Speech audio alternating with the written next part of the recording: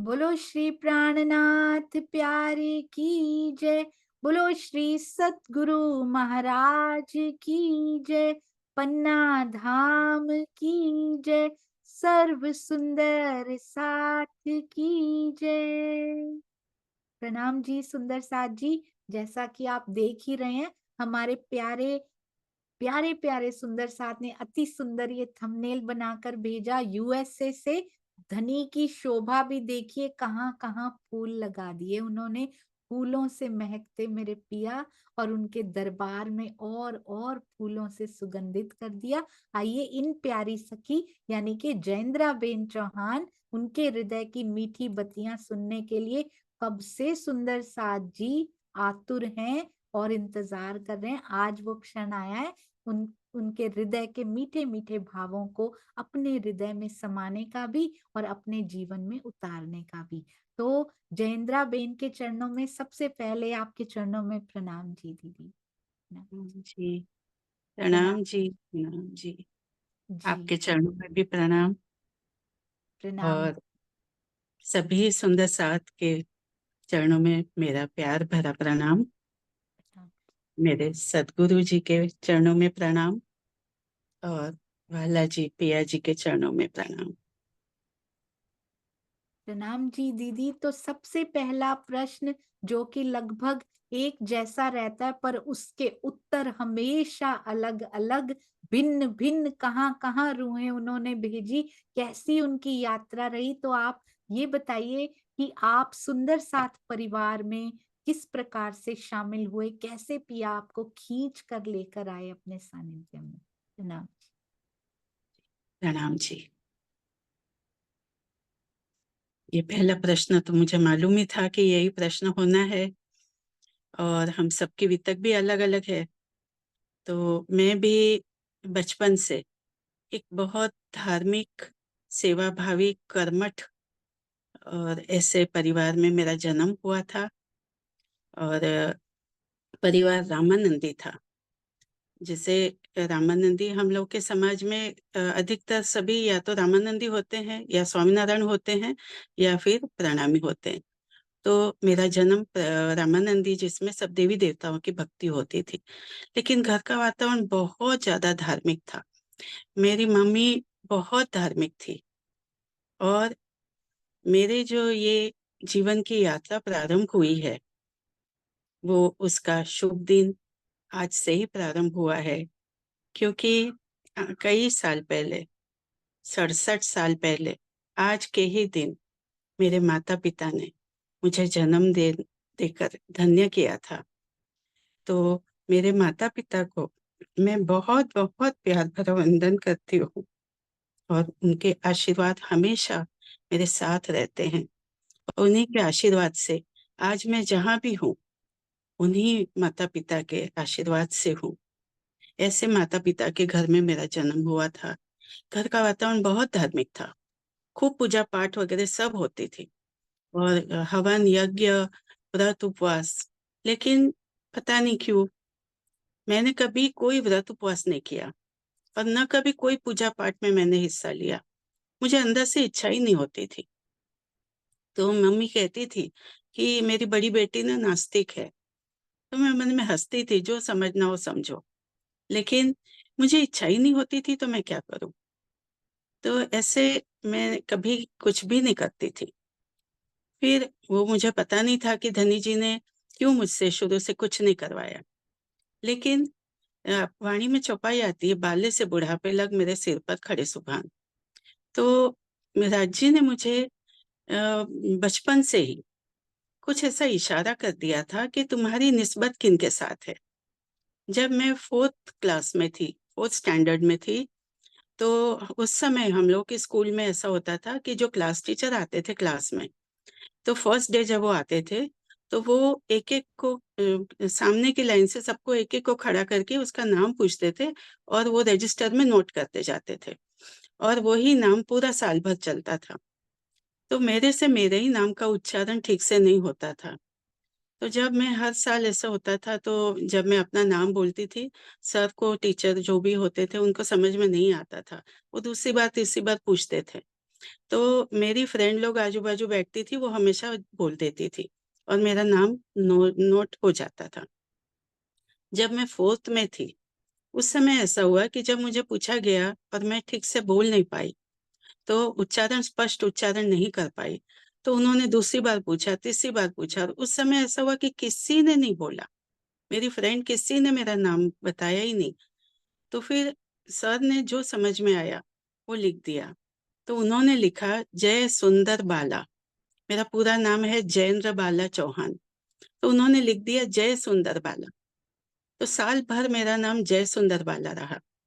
अब सेम घटना जब मैं 5th क्लास में आई, तभी भी घटी और सेम यही कंडीशन। और उस समय भी किसी ने मेरा नाम, मेरी फ्रेंड्स लोगों ने किसी ने नहीं बोला। सर को जो समझ में आया उन्होंने लिख दिया।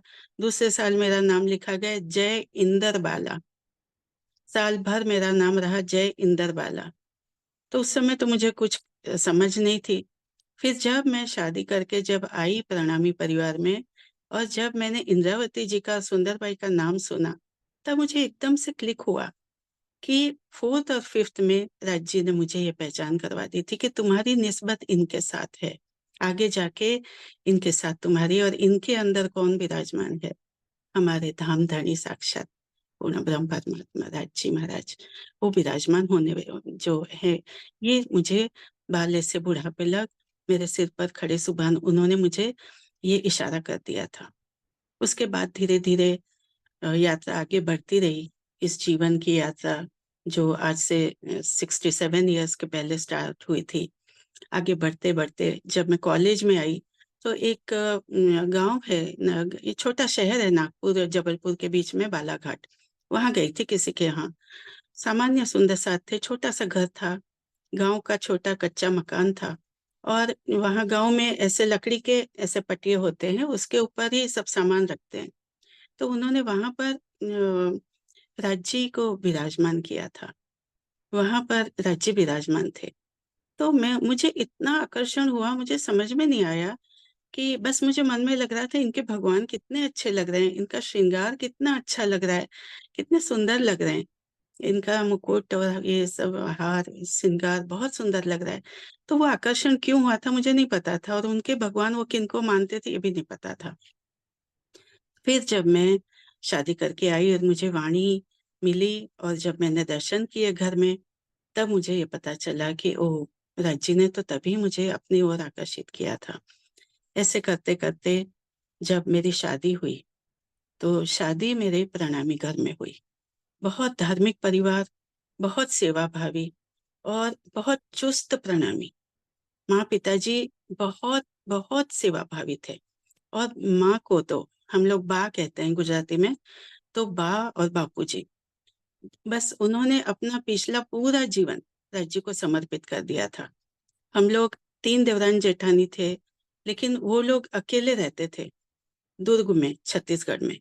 वो कभी हम लोग को अलग-अलग गाँव में रहना पड़ता था, साइट पे अलग-अलग जगह पे काम चलता था वहाँ। तो बा-बापूजी हमेशा दुर्ग में रहते थे, वहाँ उनको सुंदर साथ भी मिलते थे इसलिए। और बस वो पूरा राज्य को समर्पित थी और बा उस ज़माने में तो बेटों को ज़्यादा पढ़ाते नहीं थे। लेकिन बा को राज्य की ऐसे मेहर हुई कि वाणी वो पढ़ना सीख गई और बस वो पूरा वाणी पठन ना जाने कितने पारायण कर लिए उन्होंने और कितने अपने जीवन में जाप किए। बहुत बा को और उससे उनको ज्ञान बहुत हो गया था और उनको याद रहता था। मंदिर में भी कभी भी जब प्रश्न पूछा जाता था तो वो महाराज जी पहले ही कह दे, "आप नहीं बोलोगे, हमें पता है आपको सारे जवाब मालूम है।" माँ को बहुत ज्ञान था और बहुत वो मुझे उनसे बहुत कुछ मिला। ऐसे माता-पिता, बापूजी के चरणों में भी आज के शुभ दिन मैं प्रणाम करती हूँ।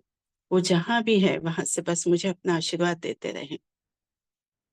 अब इसके बाद बा ने कहा कि आपकी कंठी तो पन्ना जी में बंधवाएँगे क्योंकि वो लोग 30-35 साल लगातार पन्ना जी जाते थे, 15-20 दिन रुकते थे समैया के समय। शरद पूर्णिमा के 10 दिन पहले जाते थे और जब चांदनी चौक से प्राणनाथ जी बंगला जी में विराजमान होते थे, 6 दिन बाद, उसके बाद वो वापस आते थे। तो वहाँ सभी लोग पहचानते थे उनको, सभी धामी, सभी पुजारी, सब बाबा जी को बहुत अच्छे से पहचानते थे। तो वो बोले घर में सबकी कंठी वहीं से बंधवाई तो आपको भी वहीं ले जाएंगे। और उन्होंने मुझे कहा कि आप पढ़े लिखे हो, तो आपको जो अपने यहाँ बहुत साहित्य है, आप वो पढ़ो। अगर आपको श्रद्धा होगी तो ही कंठी बंधवाना, नहीं तो आपको जो करना है, आप जिस भी देवी देवता को या जो भी भक्ति करनी है आप कर सकते हो। लेकिन मैंने सोचा कि नहीं, जिस घर में मैं आई हूँ, मेरे घर का जो संप्रदाय है, मुझे यही करना है और इसी को अपनाना है, लेकिन समझ के, क्योंकि मेरे लिए पूरा नया था, टोटली नया था, कुछ भी नहीं मालूम था। बस शादी के पहले किसी से मैंने सुनना था, किसी लेडीज लोगों को आपस में बात करते हुए, कि प्रणामी के घर में बेटी नहीं देनी चाहिए, इनका धर्म कुछ अलग ही प्रकार का है।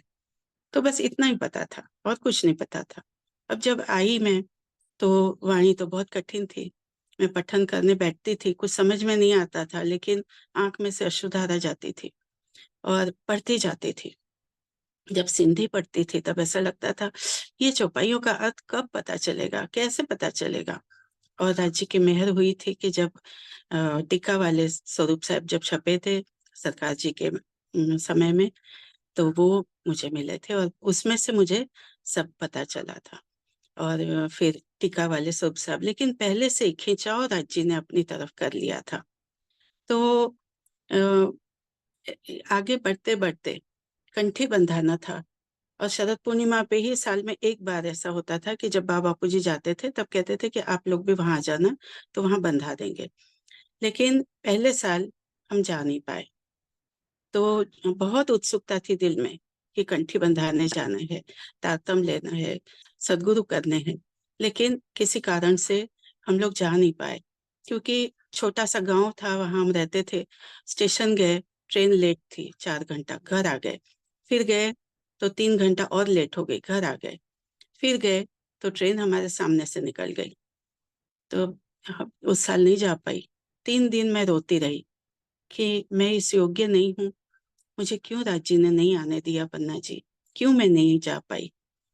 तो वो साल निकल गया, दूसरे साल भी हम नहीं जा पाए, तीसरे साल फिर उस साल भी नहीं जा पाए।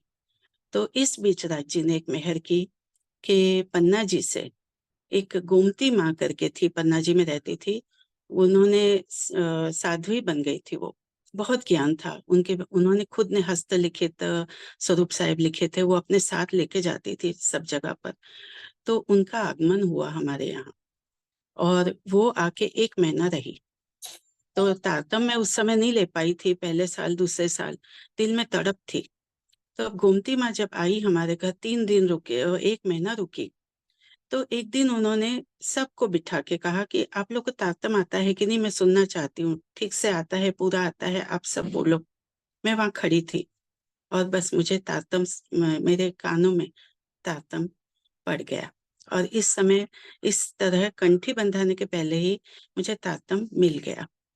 लेकिन अभी वो जो व्यावहारिक एक जो शिष्टाचार बाकी था कि किसी सदगुरु के सानिध्य में कंठी बंधवानी थी, अब वो नहीं कर पाई।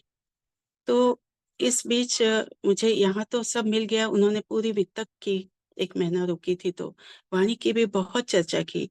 और एक बहुत सुंदर समय वो था कि मेरा बेटा तब 4-5 महीने का था, तो उसका झूला भी वहीं होता था।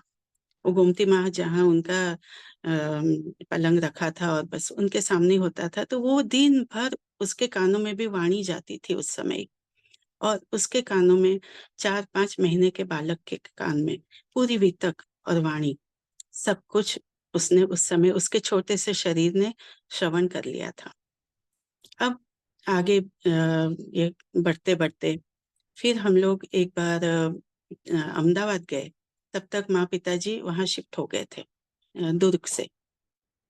तो वहां जब हम लोग गए तो किसी सुंदर साथ के यहाँ उनके बंगले में धर्मदास जी महाराज आए हुए थे। तो बा ने कहा कि आप अब यहीं पन्ना जी जाना नहीं हो रहा है तो आप इन्हीं से कंठी बंधवा लीजिए।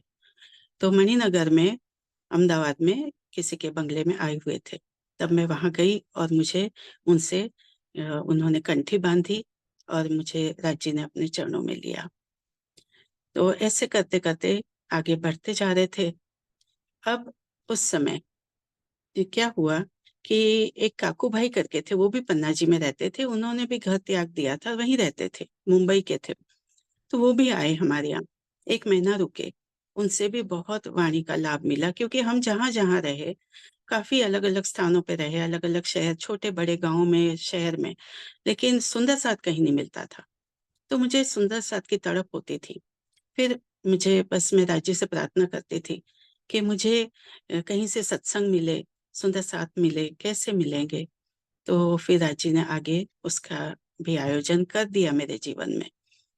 तो अब जब ये बा को बहुत ज्ञान था, तो क्या हुआ कि बा को जो भी कहती थी मेरे लिए तो वही गुरु थी।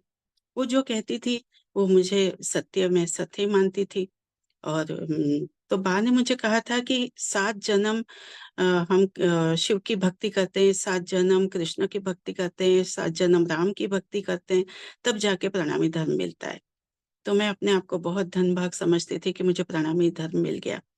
फिर बा कहती थी कि 4 अमूल्य पदार्थ हैं, जो कलयुग में जन्म, मनुष्य तन मिलना, और ऐसे 4 जो पदार्थ हैं, जो अमूलक 4 पदार्थ, भरत खंड में जन्म, और निजानंद संप्रदाय प्रणामी धर्म में जो हमें सदगुरु मिल जाते हैं। तो इससे ज्यादा तो कुछ होता नहीं है। तो इस बीच हम लोग जब अहमदाबाद आए थे, तो हमारे एक रिश्तेदार हैं, बहुत करीबी रिश्तेदार हैं, तो उनको मिलने जाते थे, तो उनको ज्योतिष का बहुत नॉलेज था। और मुझे भी सब अलग अलग प्रकार के ज्ञान प्राप्त करना, स्टडी करना, पढ़ना मुझे अच्छा लगता था। तो मुझे भी इंटरेस्ट था, तो हमने ऐसे ही कुंडली बताई। तो उन्होंने जब मेरी कुंडली देखी, हाथ देखा, तो उन्होंने कहा कि तब तक मैंने कंठी तो मुझे मिल गई थी धर्मदास जी महाराज की, लेकिन उन्होंने मुझे कहा कि आपकी उम्र जब 40 होगी, उस समय आपको इस पूरे ब्रह्मांड के उच्च कक्षा के, सर्वोच्च कक्षा के सद्गुरु मिलेंगे, जो बहुत महान होंगे।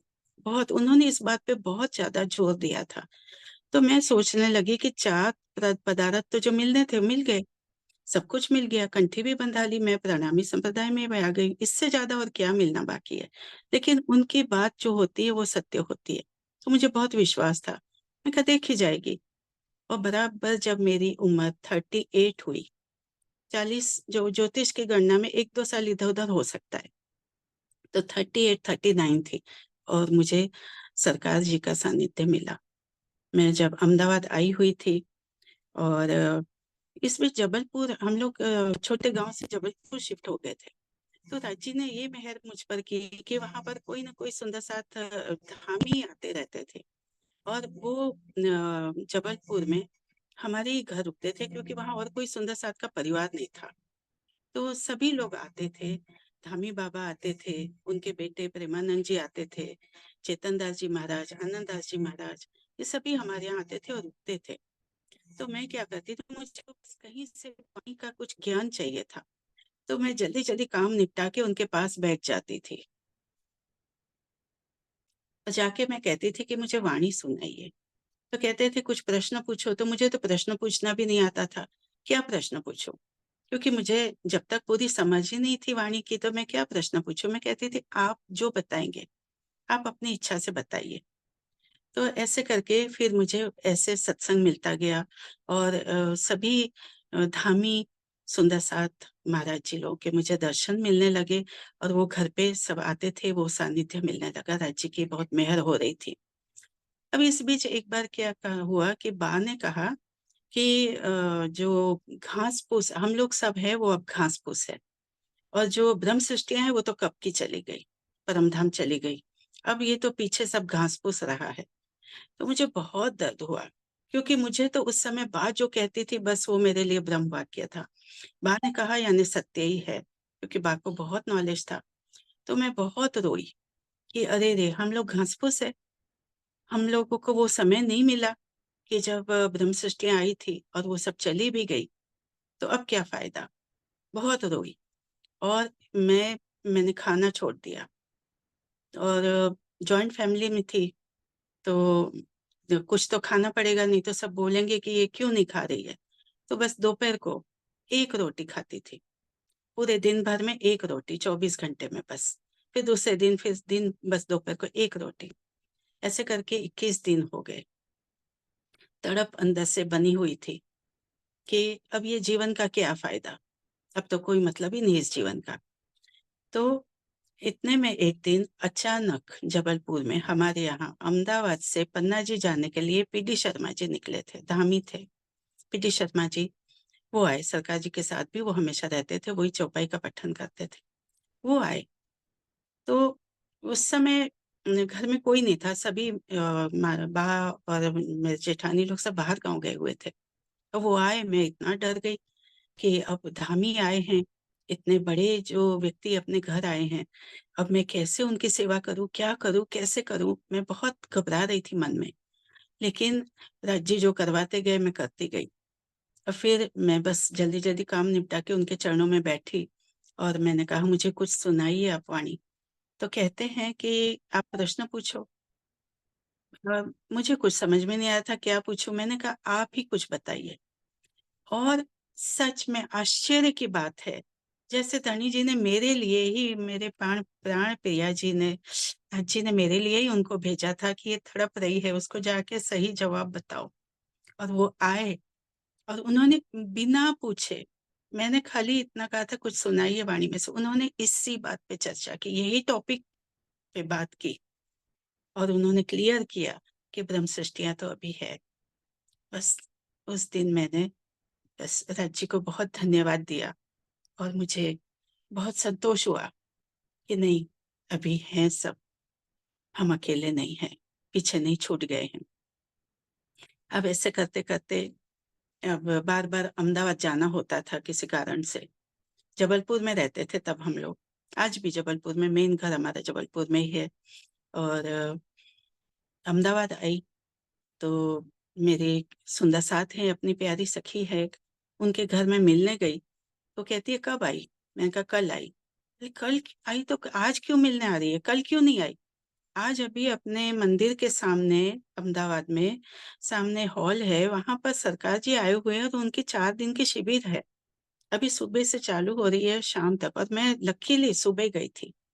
तो बोली अभी बस मैं वहाँ जाने के लिए निकल रही हूँ, चल जल्दी से मेरे साथ और चल घर मत जा अभी लेट हो रहा है, यहीं से घर पे फ़ोन कर दे।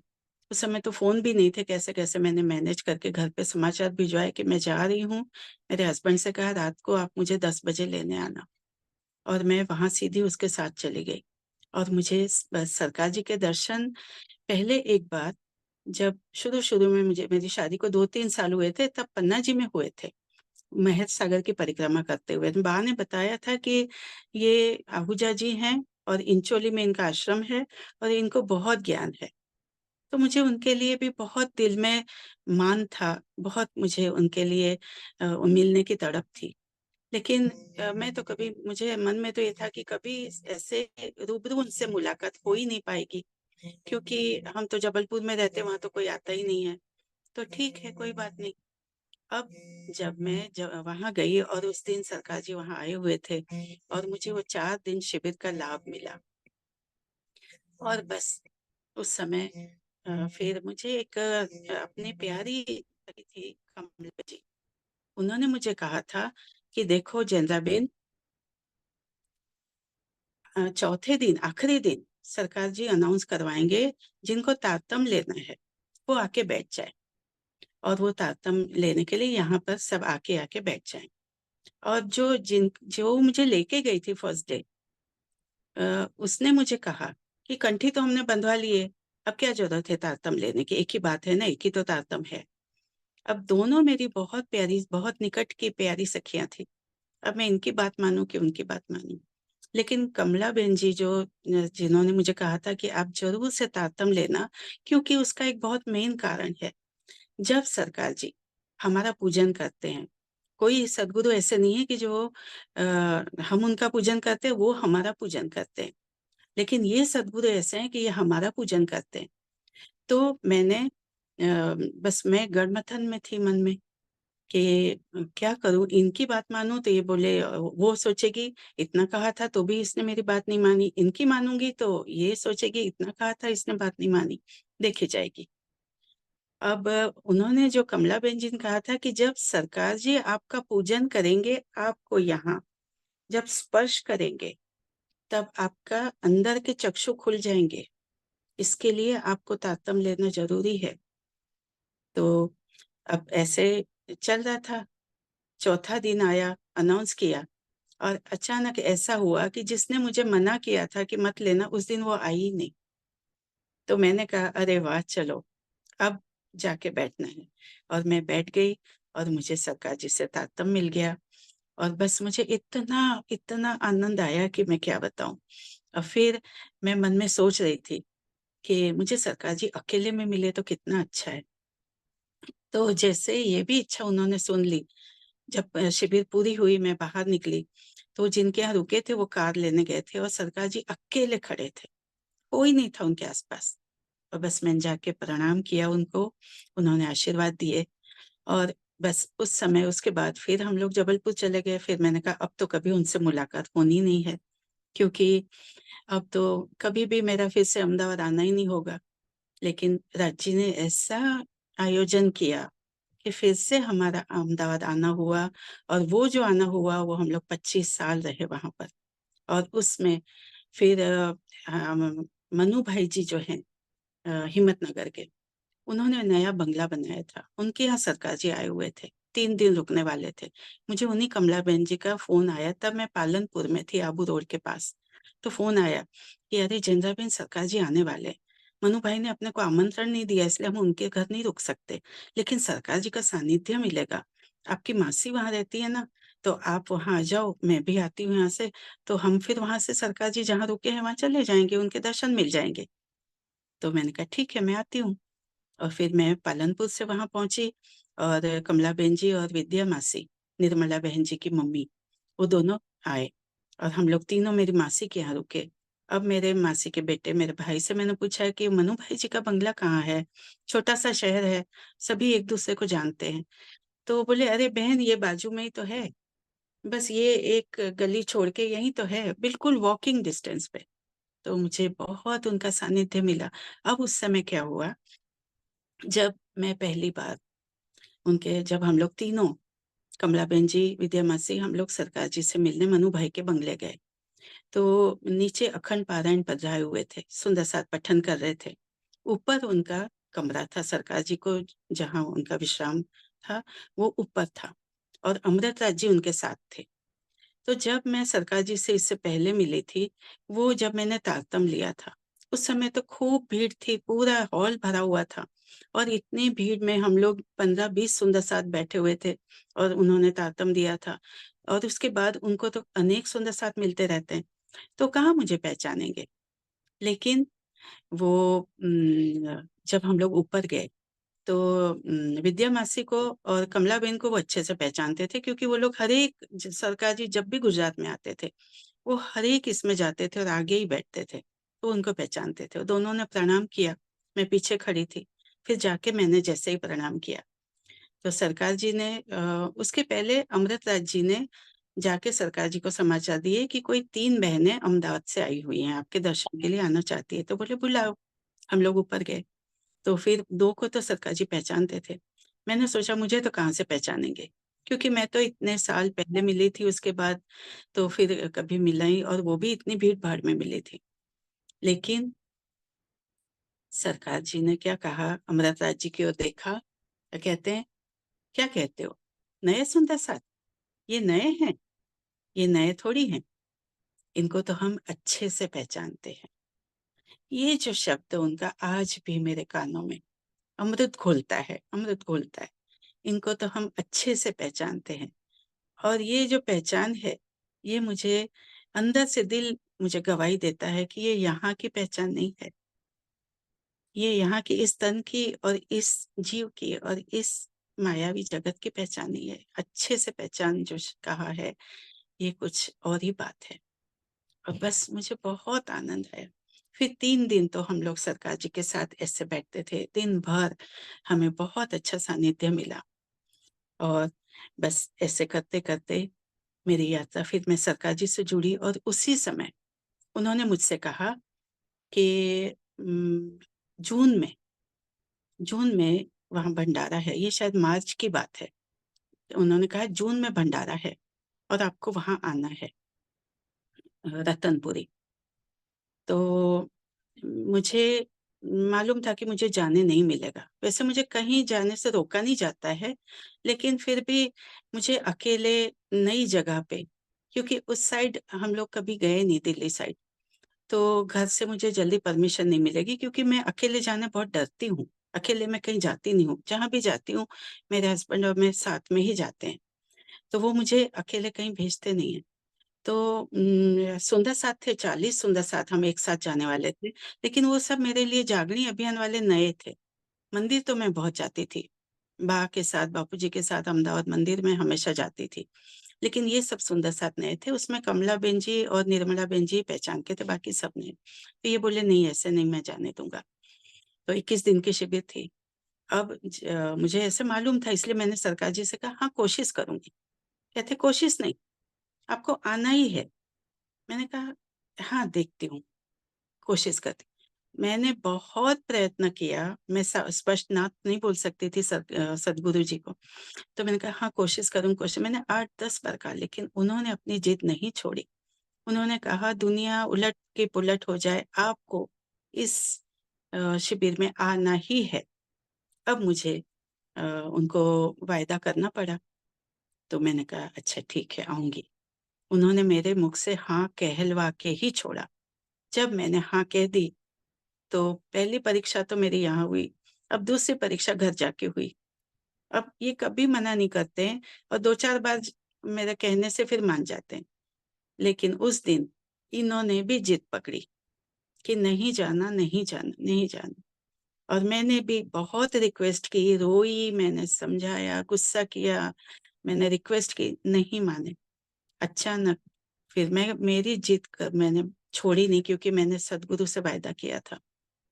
फिर मैंने उनसे कहा कि देखो, अब मैं आपको पूछ नहीं रही हूँ, मैं आपको बता रही हूँ कि मुझे जाना है, मेरी टिकट करवा दीजिए। फिर उन्होंने कहा कि ठीक है, और फिर उन्होंने मुझे जाने दिया। अब तीसरी परीक्षा वहाँ जाने के बाद हुई।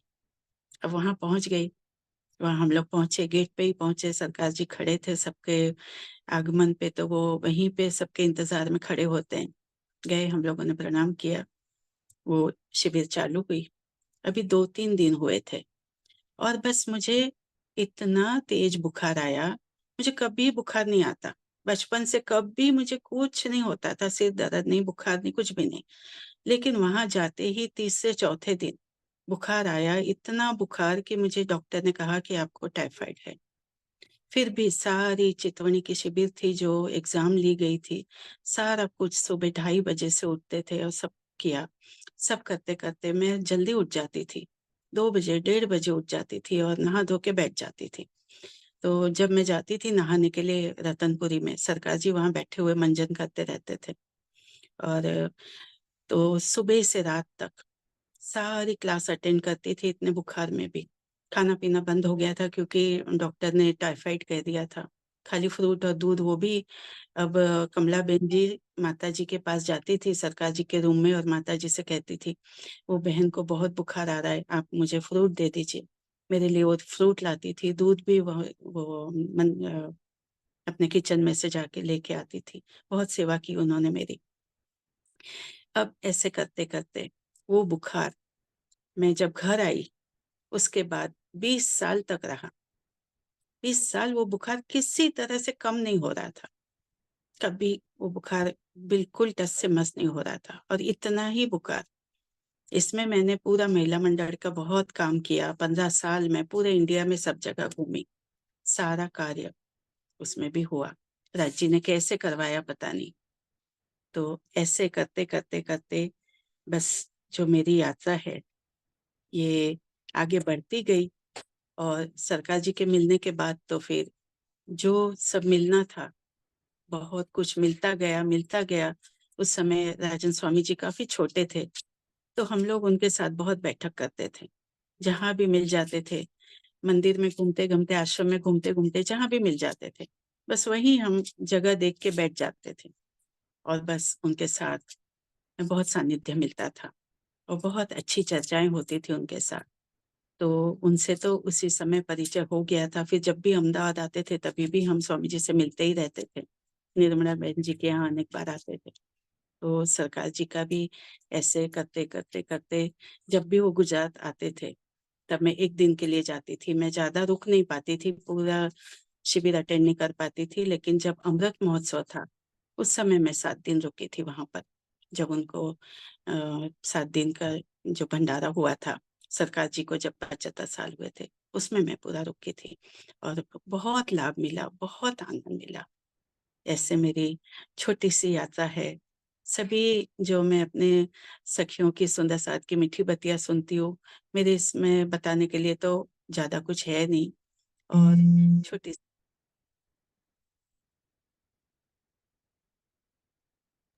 जी, फैमिली। प्रणाम जी। तो किस प्रकार सतगुरु सरकार श्री के सानिध्य में आए, किस प्रकार स्वामी जी से भी वो वहां मिले हुए हैं रतनपुरी में।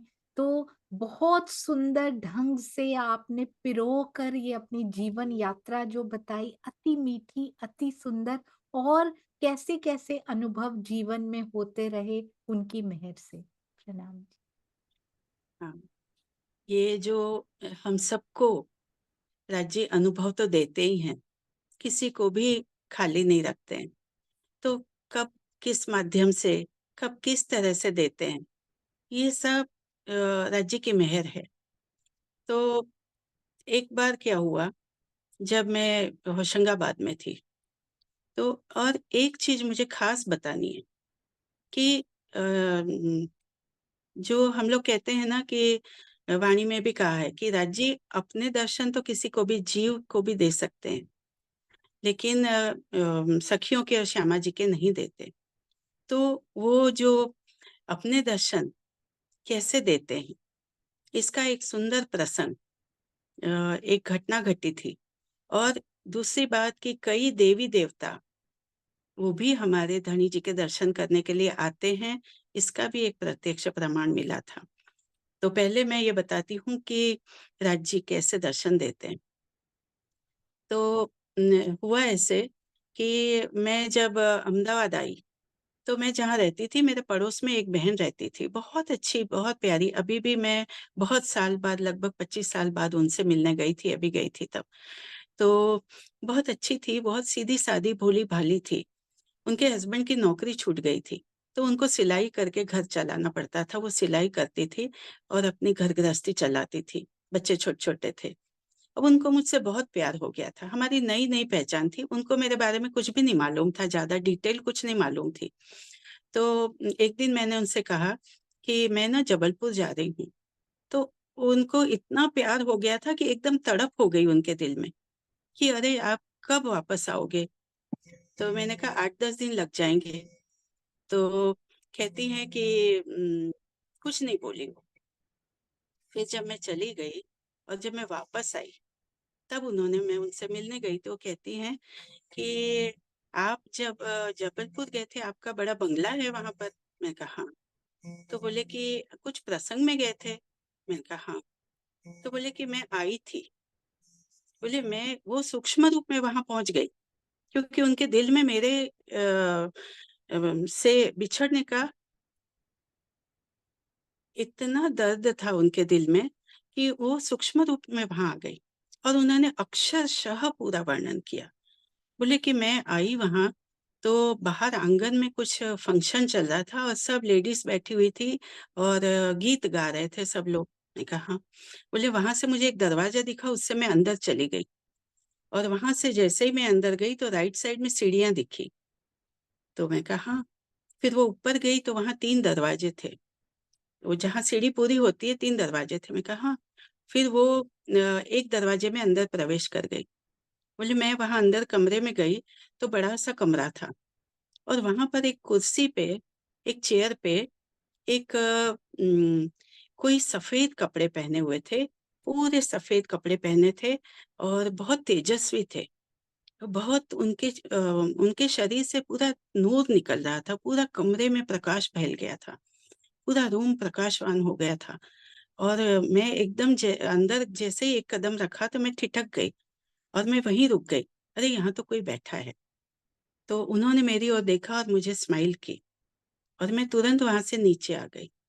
अब उसी सीढ़ियों से जब मैं नीचे आई तो सीढ़ी के बिल्कुल सामने एक कमरा था। तो एक दरवाज़ा दिखा, उसमें कोई वृद्ध व्यक्ति सफ़ेद कपड़े पहने हुए, बहुत बड़ी उम्र के और हाइट कम थी, ऐसे कोई वहाँ पर खड़े थे।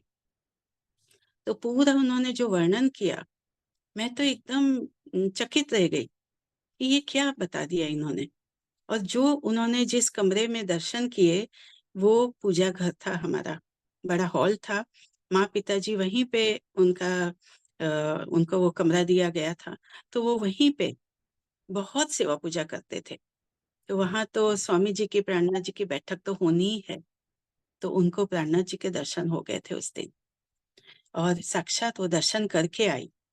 तो ऐसे जो जिसको तड़प है, तो कोई हमसे भी जुड़ा है ना, उनको भी ऊपर भी मेहरबानी करते हैं धनी जी, उनको भी दर्शन दे देते हैं।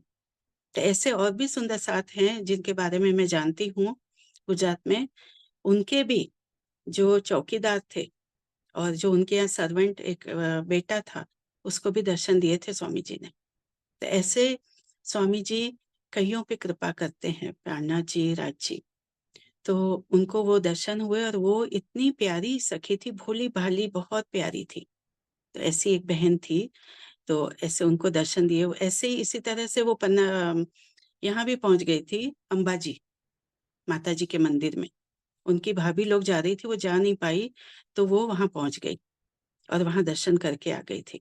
क्योंकि उनके दिल में जो तड़प होती है, तो उनकी सूक्ष्म जो आत्मा है, सूक्ष्म देह वो वहाँ पहुँच जाता है।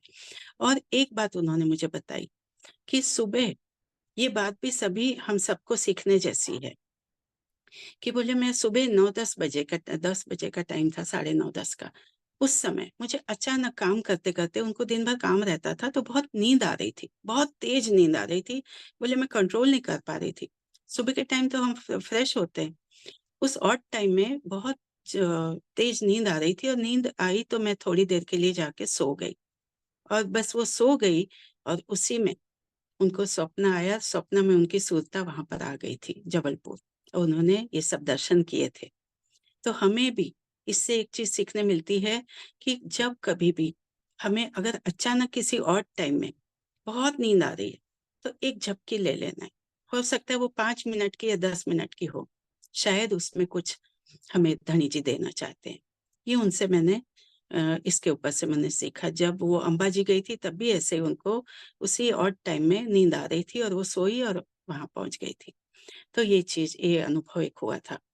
और दूसरा अनुभव ऐसा था कि मैं होशंगाबाद में थी और वहाँ के बहुत ही रईस एक परिवार था, दीक्षित परिवार। उनके इसमें हम लोग कुछ समय के लिए रहे थे।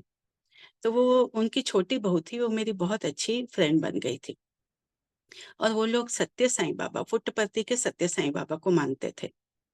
तो पूरे हम लोग को जो हम कुछ समय के लिए थे तो किराए से रहते थे। तो वहाँ पर सभी कमरे में सत्य साईं बाबा के फ़ोटो लगे रहते थे और उनके बारे में मैं किताबें पढ़ती रहती थी। वो लोग मुझे किताबें देते थे, मैं पढ़ती थी।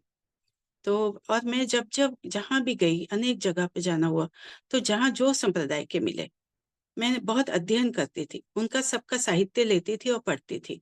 क्योंकि जब मैं शुरू में नई-नई आई थी, तो मुझे जब अपने संप्रदाय के बारे में पता चला और जब थोड़ा समझने लगी, तब मुझे परम धाम का सब जो पता चला, तो मैंने कहा ये और संप्रदाय वाले क्या कहते हैं? तो ये भी मुझे जानना है।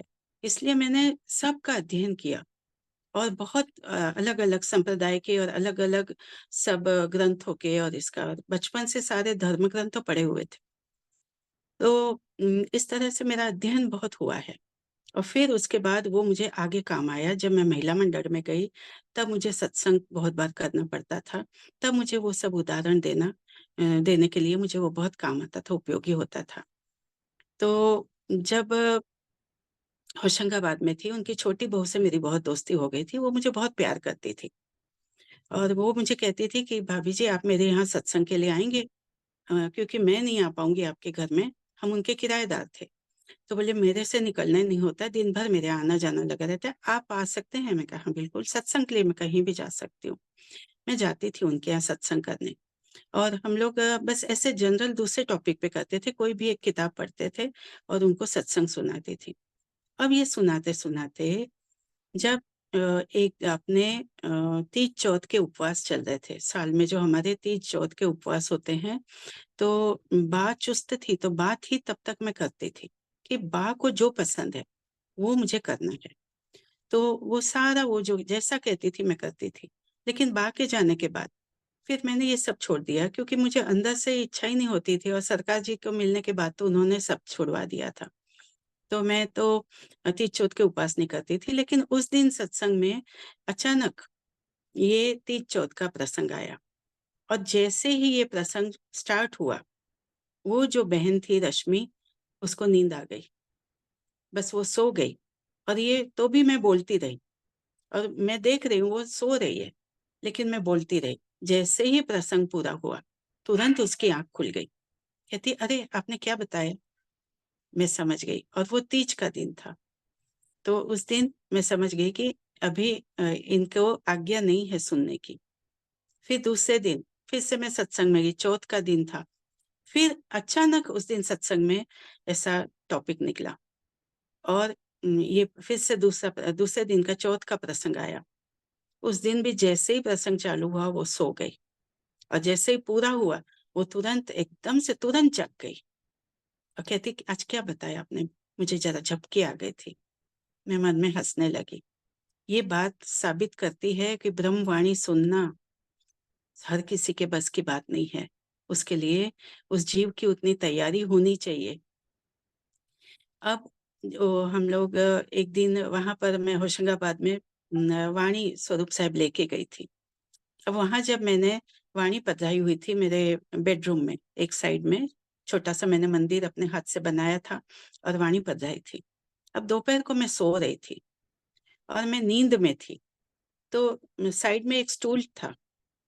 तो देखा तो नींद में मैं स्वप्न में देख रही हूँ कि पुट्टपर्ती के सत्य साईं बाबा, वो आके उस स्टूल पे बैठे हुए हैं। तो उस दिन उन्होंने सफ़ेद कपड़े पहने थे। वैसे रोज़ वो भगवा पहनते हैं, तो उस दिन सफ़ेद पहने थे। फिर मैंने दूसरे दिन फिर थोड़ी देर मेरी आँख खुल गई। फिर मैंने जब रश्मि को बताया दूसरे दिन सत्संग में कि अरे रश्मि, कल ना मैंने स्वामी, वो लोग भी स्वामी कहते हैं सत्य साईं बाबा को, पुट्टपर्ती वाले सत्य साईं बाबा। तो मैंने कहा कल स्वामी मेरे मेरे सपने में आए थे और कल उन्होंने सफ़ेद कपड़े पहने थे। तो एकदम आश्चर्यचकित हो गई, उसकी आँख में पानी आ गया। ओह! भाभी जी, आपको तो स्वामी ने दर्शन दिए और कल उनका जन्मदिन था और जन्मदिन के दिन साल में 1 ही दिन वो सफ़ेद कपड़े पहनते हैं, बाकी रोज़ वो भगवा पहनते हैं। तो सही में आपको दर्शन दिए हैं आज स्वामी ने। तो बहुत खुश हो गई। लेकिन मेरे मन में जो अंदर से विचार आया कि उन्होंने मुझे दर्शन देने के लिए वो यहाँ मेरे यहाँ नहीं आए थे। वो तो राज्य के दर्शन करने के लिए आए थे और उसी रूम में राज्य पधराए हुए थे। तो वो राज्य को उनका जन्मदिन था, तो वो राज्य को प्रणाम करने आए थे। मैंने रश्मि से तो कुछ नहीं कहा, लेकिन मैं समझ गई। तो अनेक देवी-देवता और अनेक संत, वो भी हमारे राज्य के दर्शन करने के लिए आते हैं। ऐसे वो हमें समय-समय पर अलग-अलग प्रकार से कभी प्रमाण देते रहते हैं। तो इस तरह से जो अलग-अलग उन्होंने मुझे जो मेरे ऊपर मेहर की है धनी जी ने, राज जी ने, तो मुझे बस मन में यही आता है, क्यों मेहर मुझ पर भई, ये थी दिल में शक। कि कैसे वो मेहर करते जा रहे थे, कैसे मेरी यात्रा को धीरे-धीरे आगे बढ़ाते जा रहे थे। मुझे कैसे-कैसे वाणी से जोड़ा और कैसे मुझे इलम देते गए, वो रसपान करवाते गए। और जैसे धनी जी कहते हैं, "तू आपे न्यारी होत है, पियो नहीं तुझसे दूर।" मैं तुझसे दूर नहीं हूँ, मैं तो तुम सबके साथ में हूँ। तो इस तरह से सभी हमारे घर में भी जब अहमदाबाद में मेरे यहाँ सभी देवी-देवताओं की मूर्तियाँ हैं। तो मैंने ड्राइंग रूम में एक मेरा शोकेस है, उसमें सबको विराजमान किया है, क्योंकि मैं जानती हूँ ये सब सामने से आए, गणपति जी भी आए हैं और जगन्नाथपुरी के भगवान भी आए, ये साईं बाबा भी आए। वो सबके किसे वो बुद्ध भगवान की मूर्ति भी आई। तो मैंने सबको आदर से मान दिया, क्योंकि मुझे मालूम है ये सब मेरे धनी जी के दर्शन के लिए आते हैं और इसीलिए ये सब आए हुए हैं। तो मैं उनको सबको बहुत प्यार से आवकारती हूँ। कोई भी मुझे कोई ऐसी मूर्ति देते हैं, कोई है, तो मैं उनको, क्योंकि मेरे पिया जी के दर्शन के लिए तो सभी ने आना ही है ना, तो अपने घर में उनका भी स्थान हम उनको भी दे सकते हैं। तो ऐसे इस तरह से एक के बाद मेरी यात्रा आगे बढ़ती गई, आगे बढ़ती गई। और बस धनी जी की जब इच्छा होती थी, तो कभी इशारे से, कभी स्वप्न में, इस तरह से वो दर्शन दे जाते थे। और जिस दिन सरकार जी का धाम गमन हुआ था, इस नश्वर देह का, वैसे तो हमसे दूर है ही नहीं, और उस समय भी वो तो तुरंत ही आ गए थे अहमदाबाद, मेरे घर में मेरे पास आ गए थे। वहाँ उनका देह तो भले ही आश्रम में था, लेकिन वो तो सूक्ष्म रूप में तुरंत मेरे पास आ गए थे और आके मुझे दर्शन दे के गए थे। और जिस तरह से उन्होंने दर्शन दिए थे, मैं समझ गई कि बस आज उन्होंने देह त्याग कर दिया है। और फिर थोड़ी ही देर में कल गुड़गांव के सुंदर साथ के जो ये थे ना, उसमें मैं एक राजकुमारी त्यागी जी का मैं इंतजार कर रही थी। उनको सब बेबी बहन कहते हैं गुड़गांव में। वो सरकार जी से हमेशा उनके घर जाती आती रहती थी और बहुत उनका अच्छा परिचय था। अपनी सुंदर साथ है, बहुत प्यारी सुंदर साथ है। वो मुझे रतनपुरी में मिली थी और हमें बहुत आत्मीयता हो गई थी। तो वो मुझे फोन करके पल पल के समाचार देती थी। और जैसे ही मेरे सुबह सुबह मुझे ये स्वप्न आया, और सरकार जी कह रहे हैं, स्वप्न में कह रहे हैं कि कहीं शिविर चल रही है और ये सारा समेट लो। शिविर में जो बैनर लगे होते हैं, तो किसी सुंदर साथ सेवादार से कहते हैं ये सारे समेट लो और ये सब लेके रतनपुरी चलो, तो आश्रम ले चलो। तो बस मैं समझ गई कि अभी वहां पर कुछ घटना घटित हो चुकी है, और तुरंत मेरी आंख खुल गई और देखा था तो सुबह के 4 बजे थे। और फिर बस 5 बजे बेबी बेन त्यागी, राजकुमारी त्यागी बेन का फोन आया कि ऐसे ऐसे हो गया है। तो वो हमारे साथ हैं, हमारे सदगुरु। बल्कि अब तो जो देह के बंधन में जब हम होते हैं, 5 तत्व के शरीर में, स्थूल शरीर में, तब हमारी एक लिमिटेड मर्यादा होती है। लेकिन इस देह से मुक्त होने के बाद जब सूक्ष्म शरीर में जाते हैं, कारण शरीर में जाते हैं, तब तो जब जहां चाहे, विद इन सेकेंड, हर पल वो हमारे पास कभी भी आ जाते हैं। हम दिल से जब याद करते हैं तो वो तुरंत आ जाते हैं, उनको देर नहीं लगती। अब वो देह के बंधन से मुक्त हैं, अपने सभी सुंदर साथ के पास, सभी आत्माओं के पास वो पल भर में पहुंच जाते हैं। कई बार तो बिना बुलाए भी आ जाते हैं। इतनी मेहर करते हैं वो हमें कैसे छोड़ सकते हैं? कभी नहीं छोड़ सकते। हम उनके बिना नहीं रह सकते, तो वो भी हमारे बिना नहीं रह सकते। वो हर पल हमारे साथ होते हैं। प्रणाम जी। प्रणाम जी। बहुत सुंदर प्रेरणादायी अनुभव, बहुत मीठे अनुभव। आपने एक शेर वाला प्रसंग नहीं सुनाया। प्रणाम। हाँ जी। प्रणाम जी। तो मैंने बताया जैसे अलग-अलग गाँव में मेरा रहना हुआ, छोटे-छोटे गाँव में भी, और बहुत जगह पर मेरा रहना हुआ, क्योंकि हम लोग का जो वर्क है, तो इंटीरियर गाँव में होता था, छोटी-छोटी जगह पे। तो मैं वहाँ जाती-आती रहती थी, मेरे हस्बैंड के साथ में गाँव में रहती थी ब क कभी-कभी। तो वहाँ जो एक बार मैं गई थी, तो भोपाल के पास, भोपाल से 60 किलोमीटर पहले एक गाँव था, बाड़ी बरेली। वहाँ हम रहते थे। तो हम गाँव के बाहर एक मकान हमें मिला था, किराए से रहते थे। तो एकदम खेतों के बीच में था और उसके बाद पहाड़ी और जंगल था, और खेत के मालिक का घर भी बहुत दूर था। आजू-बाजू पूरा, और गाँव से बाहर था। तो बहुत सुनसान एकदम, कोई एक व्यक्ति दिन भर में दिखता नहीं था, और वहाँ एक ही मकान बना हुआ था। तो मैं और मेरे हस्बैंड, हम दोनों ही वहाँ रहते थे।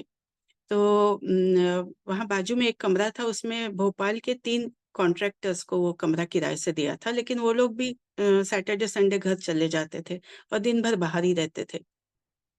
तो मैं दिन भर अकेली रहती थी, और सुनसान जगह, कोई नहीं आस-पास, बस एक बस पक्षी दिखते थे, बाकी कोई नहीं होता था।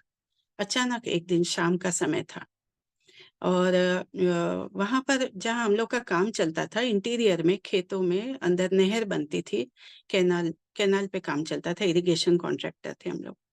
तो मेरे हस्बैंड सुबह वहाँ चले जाते थे, रात को आते थे, तो मैं दिन भर अकेली होती थी।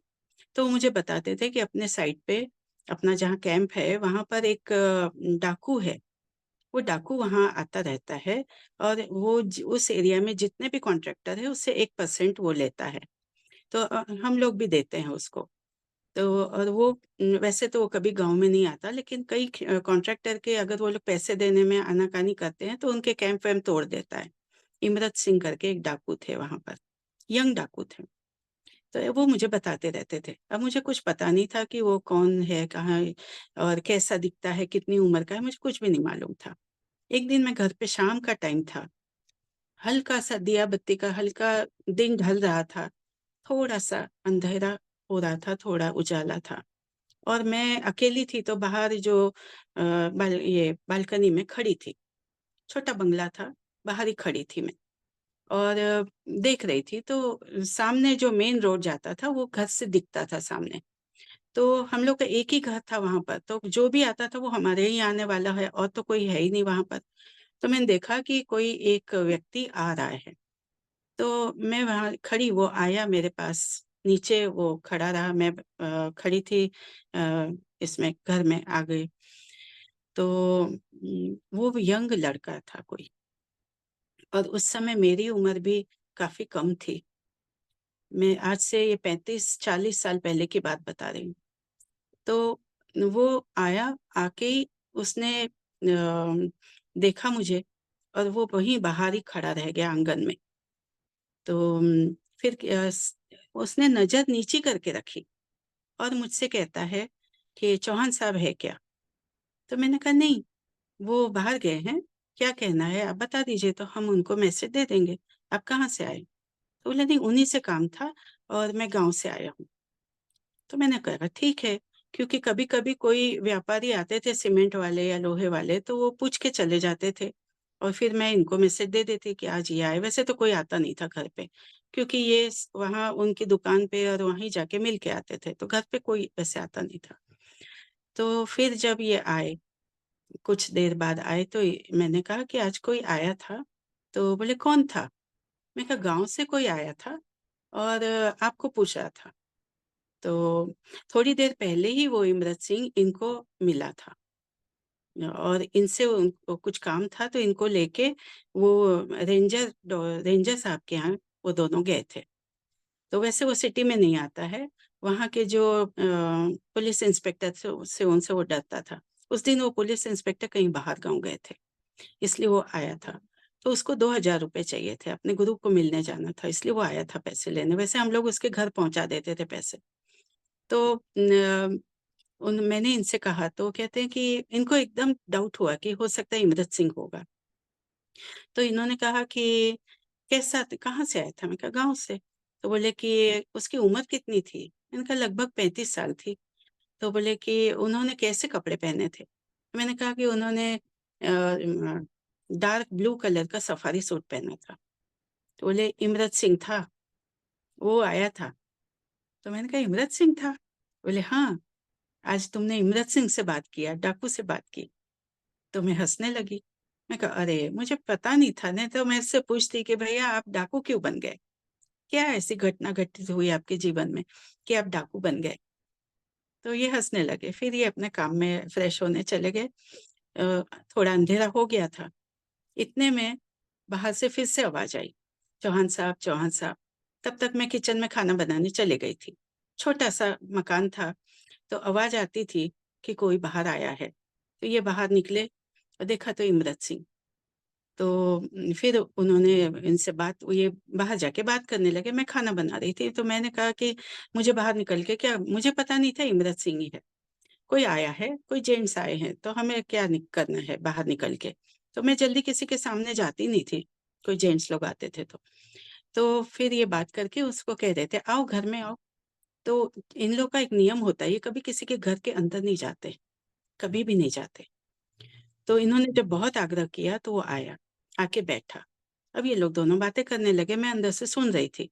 तो वो पूछ रहा था, कोई फैमिली लेके आए हो? बोले हाँ। बोले कभी लेके आओ अपने उधर, अपने गाँव के पास बहुत अच्छे-अच्छे मंदिर हैं, बहुत संत हैं, तो आप दर्शन के लिए लेके आइए। ये बोले हाँ ठीक है। ये हँसने लगे मन में कि वहाँ कहाँ लेके जाना है मेरी वाइफ को। तो ऐसे वो दोनों बातें करने लगे।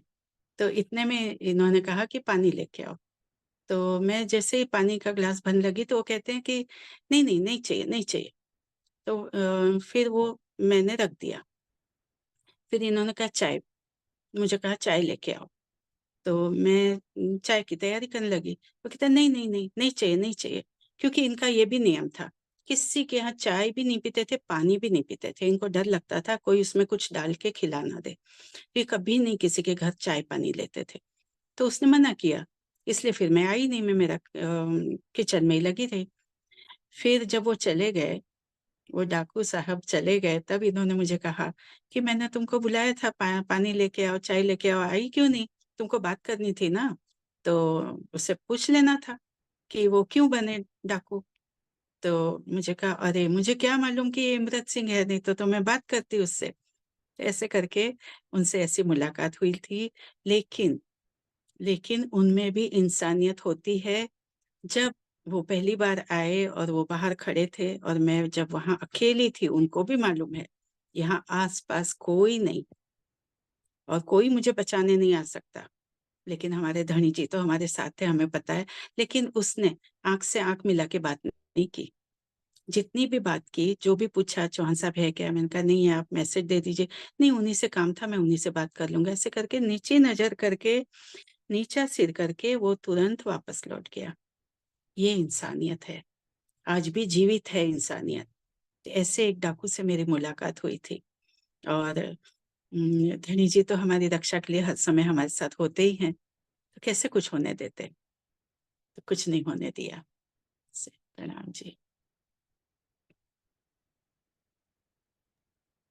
प्रणाम जी, बहुत सुंदर।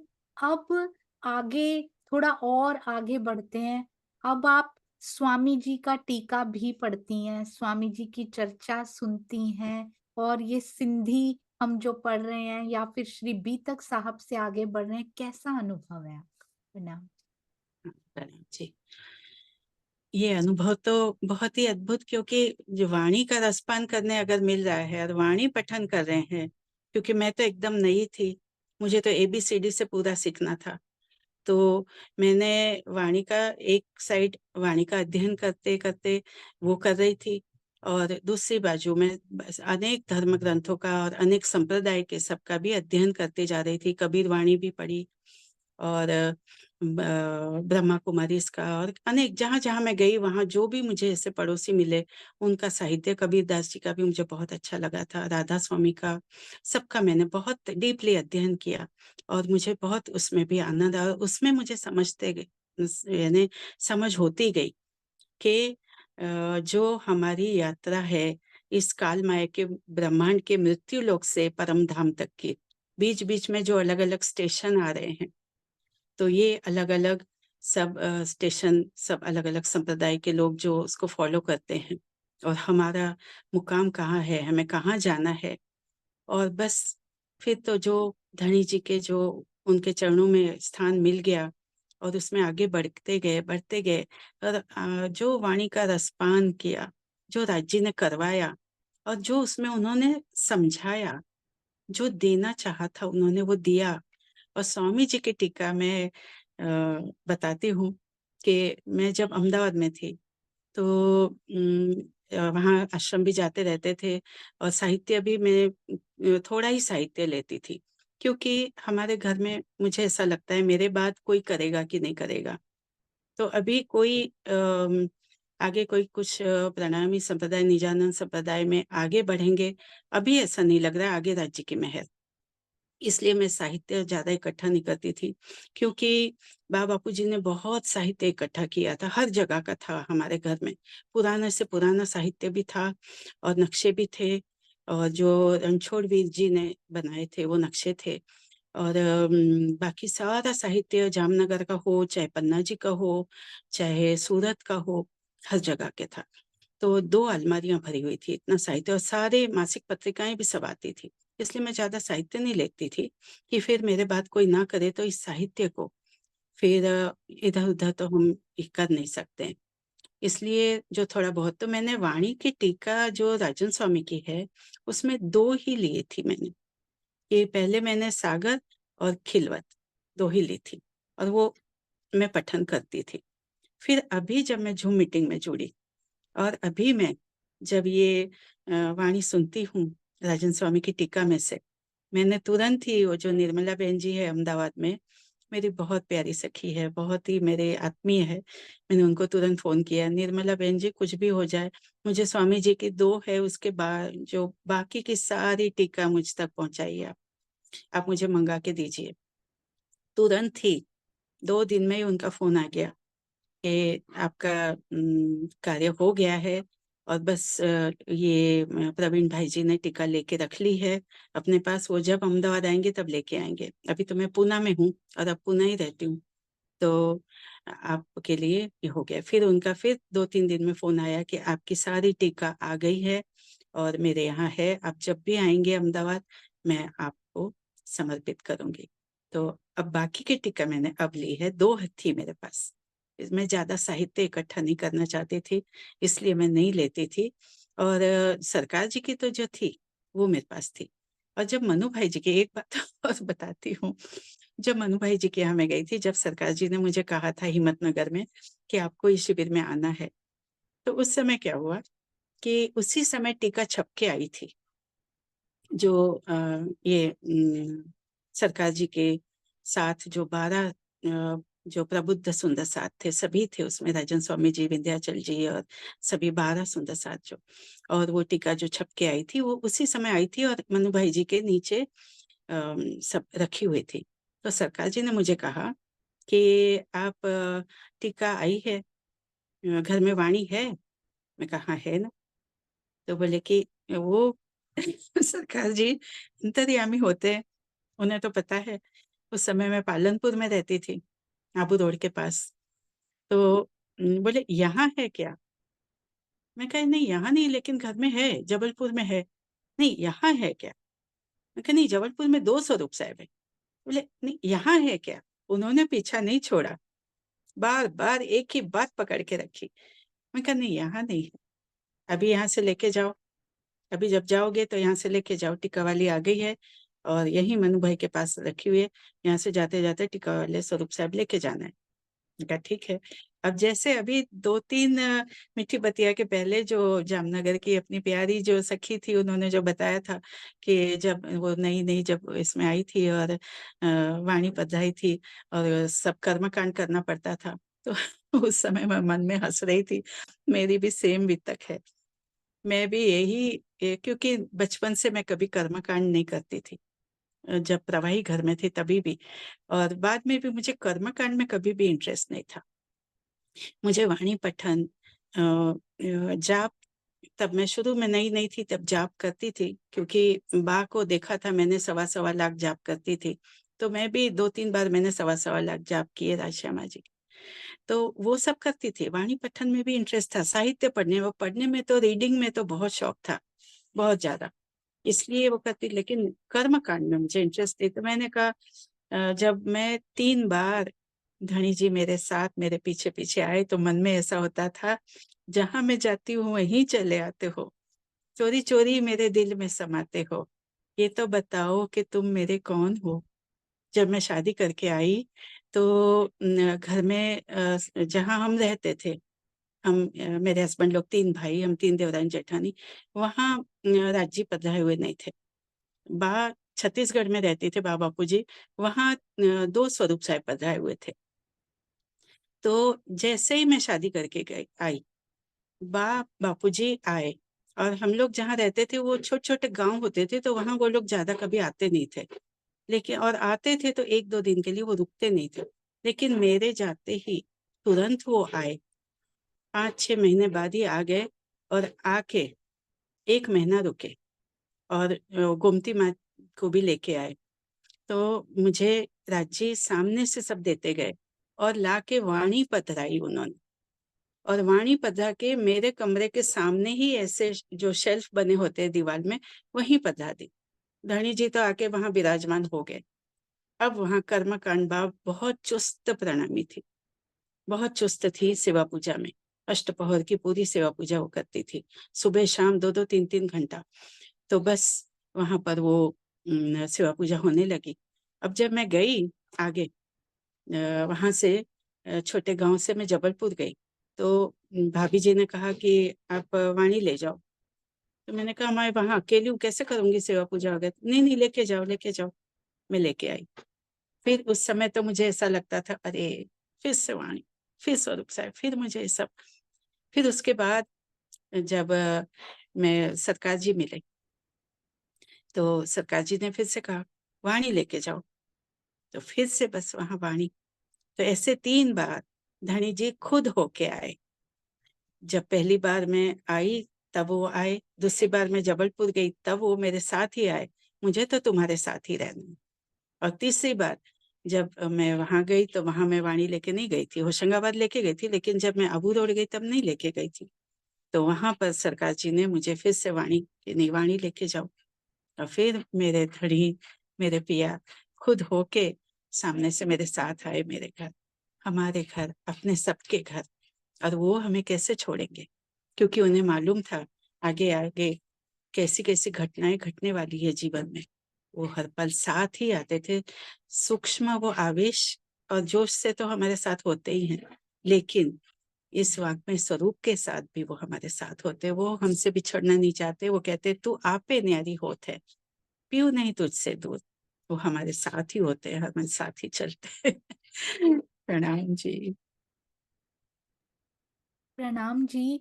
मुझे एक बात बहुत इंस्पायर करी, बहुत कुछ ग्रहण किया हमने, कैसे ईमान पे खड़े रहना है, कैसी-कैसी जीवन में परिस्थितियाँ आए, पर अटूट ईमान पे कैसे खड़े रहना है, ये हमने जयेंद्रा बेन से सीखा। विनम्रता बनाए रखनी है, मिठास बनाए रखनी है और सतगुरु पे हमेशा पूरा विश्वास करना है और ये कभी नहीं सोचना कि पिया मेरे साथ नहीं है, क्योंकि हमेशा हर पल हर घड़ी धनी हमारे साथ होते हैं और जहां-जहां हम जाते हैं पिया किसके पास जाएँगे? हमारे पास ही आएँगे। मुझे एक बात बहुत इंस्पायर की, सरकार श्री पे इतना ईमान, अटूट ईमान होते हुए भी जयेंद्रा बेन राजन स्वामी जी के टीका 2 थे, उन्होंने और मंगवाए हैं, वो पढ़ने को तैयार हैं। उन सुंदर साथ के लिए सिखापन की बात है जो अभी भी तन में अटके हैं। सरकार श्री टीका लेकर आए हैं सुंदर साथ जी, इससे वाणी को उन्होंने रुमालों से बाहर निकाला है, प्रिंटिंग करवाई है। जो सेवा सरकार श्री के तन से हुई वो कोई और नहीं कर पाया, क्योंकि ये लीला मेरे सरकार श्री के तन से ही लिखी हुई थी। पर आगे भी कार्य हो रहे हैं, अपना हृदय के पट खोल के रखिए सुंदर साथ जी, आगे भी भावार्थ सहित बहुत सुंदर सुंदर टीका हो रहे हैं जिसमें और भी आगे की बात कही गई है। ऐसा बिल्कुल भी नहीं है कि मेरे सरकार के पास पूरा नहीं था। अक्षरातीत जिस तन में होते हैं वो पूर्ण रूप से विराजमान होते हैं। हम लायक नहीं थे सुंदर साथ जी, मेरा प्याला छोटा था इसलिए मैं तब इतना नहीं ले पाई। आज धीरे-धीरे अक्षरातीत उनके में भी पूरे थे सुंदर साथ जी, राम रतन दास महाराज जी से वाणी का एक शब्द भी उन्होंने अपने उससे बाहर नहीं निकाला, प्रेम देकर सुंदर साथ को नर्म करते रहे। सरकार श्री आए, खड़ा कर दिया उन्होंने सबको ईमान पे और अब देखिए सुंदर साथ कैसे राजन स्वामी जी के टीका की ओर अग्रसर हो रहे हैं, इल्म का वो विलास लेने के लिए जिसके लिए हम तड़प रहे हैं और धीरे-धीरे पिया इस प्याले को उस लायक करते जा रहे हैं। इसलिए तो आगे बढ़िए सुंदर साथ जी, ये बहुत कुछ सीखने की बातें आज आपसे मिली, बहुत मीठी, ट्रूली मीठी बतियां। चरणों में कोटि-कोटि प्रणाम जी। आप और कुछ भी बताना चाहते हैं जरूर बताइएगा, फिर जयकारा लगाएंगे। बस एक बात और बताऊंगी कि जो आप आखिरी में पूछते हैं कि आप एक इसका सार बताइए, तो मैं एक बात बताऊंगी। हम सब सुंदर साथ की ना दोहरी जीवन जीवन है। हम दोहरी यात्रा जी रहे हैं, एक अंदर की और एक बाहरी, एक जागृत जो जाहिरी और एक बातूनी। तो जो जाहिरी है सबको दिखता है, दुनिया में सबको दिखता है, लेकिन बातूनी है वो हमारा और हमारे धनी के सिवा और किसी को नहीं दिखता है। और वो बातूनी जो है वो यात्रा भी पैरेलल चलेगी, जैसे रेल की पटरियां चलती है दोनों एक साथ पैरेलल, वैसे हमारा ये दोनों प्रकार का जीवन, अंदर का और बाहर का, पैरेलल चलता है।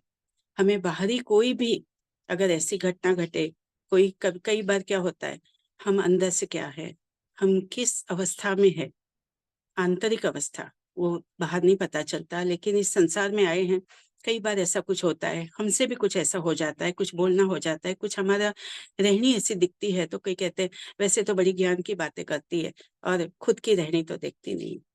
उसमें हमें डरना नहीं है, क्योंकि ये तो होगा, ये बाहर का तो बहुत ऐसी बातें आएगी, लेकिन अंदर की यात्रा तो हमारी बस जो हमारी मूल स्वरूप के साथ है वो बातूनी है। बातूनी में हमें आगे बढ़ता जाना है। ये संसार का तो ये खेल देखने आए हैं, ये चलता ही रहेगा। बातूनी में हमें पहुंचना है और उसको छोड़ना नहीं है, और उसमें दिन प्रतिदिन हमारी मंजिल में बस बढ़ के हमें आगे बढ़ते हुए आत्म साक्षात्कार तक पहुंचना है। कि जैसे हमारे स्वामी जी रात दिन डूबे हुए हैं, बस वही हमारे लिए प्रेरणा स्रोत है। हमें भी आगे बढ़ते बढ़ते अपनी मंजिल तक, आत्म साक्षात्कार तक पहुंचना है। बस प्रणाम जी। प्रणाम जी। जाते जाते एक बात जरूर पूछूंगी, श्री कृष्ण त्रिधा लीला सहयोगिता में पार्टिसिपेट एक टीम में आने पे आपको कैसा लग रहा है? बहुत अच्छा लग रहा है, डर भी लग रहा है, और नए सिरे से फिर से रिवीजन हो रहा है। क्योंकि उस समय पहले जब सुना था, सरकार जी भी चर्चा में हर बार पहले वहीं से शुरुआत करते थे, तब मैं छोड़ देती थी, समझने का प्रयत्न करती थी, और अगर नहीं कुछ बातें उसमें, कुछ जो कड़ियां है वो जब नहीं होती थी वो छोड़ देती थी, ठीक है चलो कोई बात नहीं। लेकिन अब जब ये रिवीजन हो रहा है बहुत अच्छा लग रहा है, और बहुत डर भी लग रहा है कि मुझसे हो पाएगा कि नहीं, क्योंकि अभी भी मेरे अंदर अच्छे से वो पूरा सेट नहीं हुआ है। प्रयत्न करेंगे और आज जी करवाएंगे, हमारे सदगुरु और हमारे धनी जी करवाएंगे, और उन्हीं की इच्छा से, हुक्म से नहीं, उनकी इच्छा से हो रहा है। तो उनकी इच्छा को तो बस हमें उनकी इच्छा में अपने आप को समर्पित करना है और उसको मान देना है। प्रणाम जी।